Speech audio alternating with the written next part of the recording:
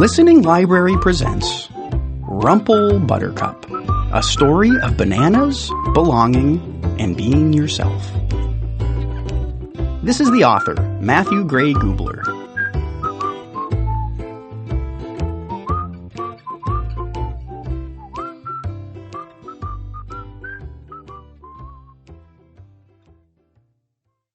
For all the rumples everywhere. Come close, and I'll tell you a story. Chapter 1. Once upon a time, long ago and far away in a tiny town beneath a purple-peaked pine tree, there lived a monster named Rumple Buttercup. Hi. He had 5 crooked teeth, 3 strands of hair, green skin, and his left foot was slightly bigger than his right. 11% bigger. He was weird. And so Rumple worried that if anyone ever saw him, they would be scared, run away, or throw rocks at his head. So he spent his entire life hiding underground in a rain drain right by a garbage can in the middle of town where no one would ever see him, but where he could still see them. Laughing and playing, singing and dancing, walking dogs and jumping rope, but most of all, not being weird. They had lots of straight teeth, more than 3 strands of hair, no green skin, and perfectly proportioned feet. Some were even cute and fluffy. Living underground wasn't all bad, though. Rumple made the most of it and had a nice little home he decorated with old garbage he found in the can outside.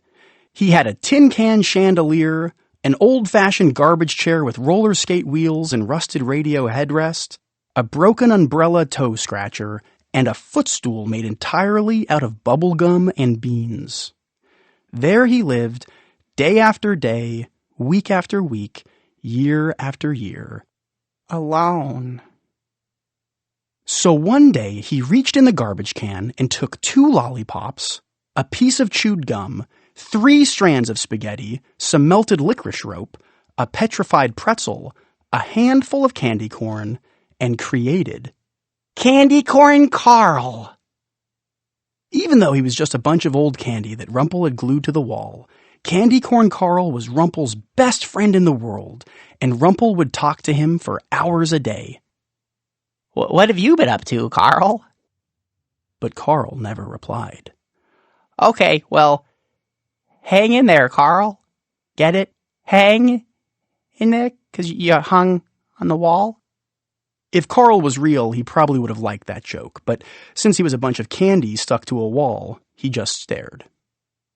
When Rumple wasn't building stuff out of garbage or talking to Carl, he would listen to the voices above ground and pretend they were talking to him. Can someone get my cat out of that tall tree? I can. Wow, those are some great dance moves. Thanks. With his eyes shut really tight, it was as if he was part of all the fun happening above. Hang in there, I said to him. And everyone would laugh at Rumple's hilarious joke. But when he opened his eyes, he would remember that it was all just a dream, and no one was ever talking to him. Sometimes at night, if the moon wasn't too bright and if Rumple was feeling adventurous, he would go above ground with the help of a very simple disguise. Rumple's above-ground disguise instructions. Step 1. Get a banana peel out of the garbage can. Step 2. Put it on head. Step 3.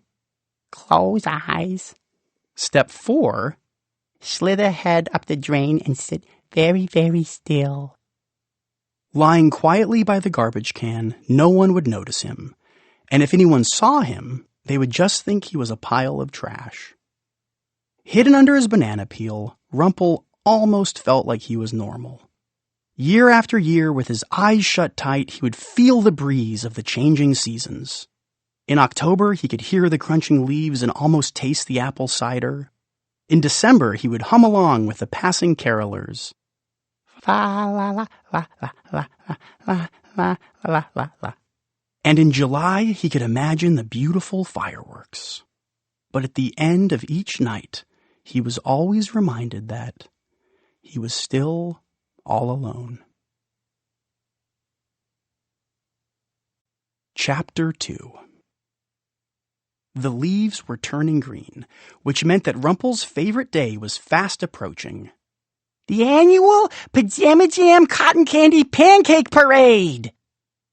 On the 17th Saturday of summer, everyone in town would wake up late, keep their pajamas on, and march down the center of town, singing and dancing and lighting fireworks and laughing while eating giant bushels of cotton candy pancakes. Rumple loved this day most of all because it was the one day of the year that he could actually go out in the daylight.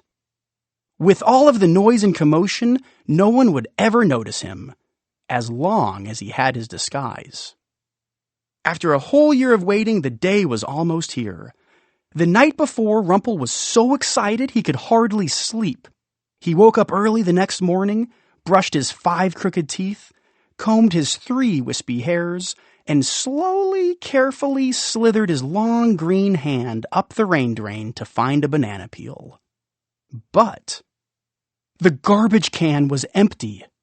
Nothing except gum stains! There was no banana peel. Oh no! Thought Rumple. I'm gonna miss the Pajama Jam Pancake Parade. I can't go above ground without my disguise, or people will think I'm weird. So he lowered his head and cried. And cried. And cried some more. And that is when he heard it. Chapter 3. Aren't you going to watch the parade this year? Rumple couldn't believe it. Was Candy Corn Carl finally talking after all these years? He whipped his head around in amazement, but Carl was silent. And then he heard the same voice again, a little bit louder this time. Can you hear me down there, mister? The voice wasn't coming from Candy Corn Carl. It was coming from the rain drain. Someone above ground was talking to him. Sorry to bother you, but we were just wondering if you were going to watch the parade this year. Rumple sheepishly replied, What do you mean? We couldn't help but notice that you weren't in your usual spot, so I just thought I would check to make sure you were okay. You can see me? Of course we can see you. You're kind of hard to miss. But aren't you scared of me? Then a different voice replied, Why would we be scared of you? Because I have 5 crooked teeth, 3 strands of hair, green scaly skin, and my left foot is slightly bigger than my right. I'm weird. Well, look at me. I have really big cheeks, metal on my teeth, and my entire body is covered in freckles. And look at me. I have really thick glasses, a super pointy nose, and can't pronounce the letter R. All of a sudden, Rumple didn't feel so alone. He moved closer to the rain drain, got up on his tiptoes, looked out, and saw the entire city looking down. My hair's too curly. My hair's too straight. I'm allergic to dogs. I'm taller than my big brother. I'm shorter than my little sister. I only have 1 eyebrow. My toes look like tiny carrots. I can't grow a mustache.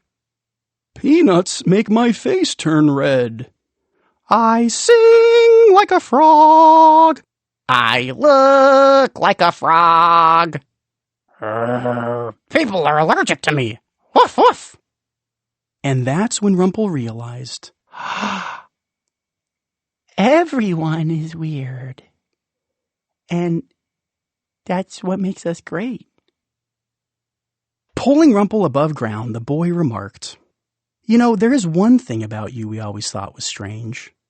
Oh no, thought Rumple. What? Why do you always wear a banana peel on your head? And Rumple just smiled. All this time they could see him after all, And nobody cared that he had 5 crooked teeth, 3 strands of hair, green scaly skin, or even a banana peel on his head. And the town was so happy their new friend had decided to join them above ground, they insisted he lead the parade from on top of the highest float. High up there above ground, way higher than he had ever been before, Rumple could feel the wind in his 3 strands of hair. He could taste the cotton candy pancakes in his 5 crooked teeth, and he could finally feel the warm, welcoming sun beating down on his green, scaly skin. But the warmest feeling of all he felt on the inside, knowing he was surrounded by all his new friends who all wore banana peels on their heads in honor of their newest friend, Rumple Buttercup.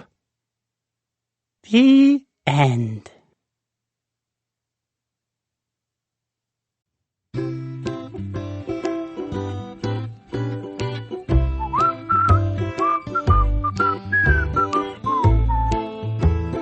This is Matthew Gray Gubler.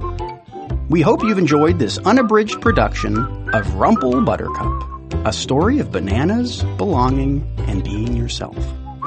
This program was directed by Harry Nangle. Producer, Juliana Wilson. Text copyright 2019 by Matthew Gray Gubler. Production copyright 2019, Penguin Random House, LLC. All rights reserved.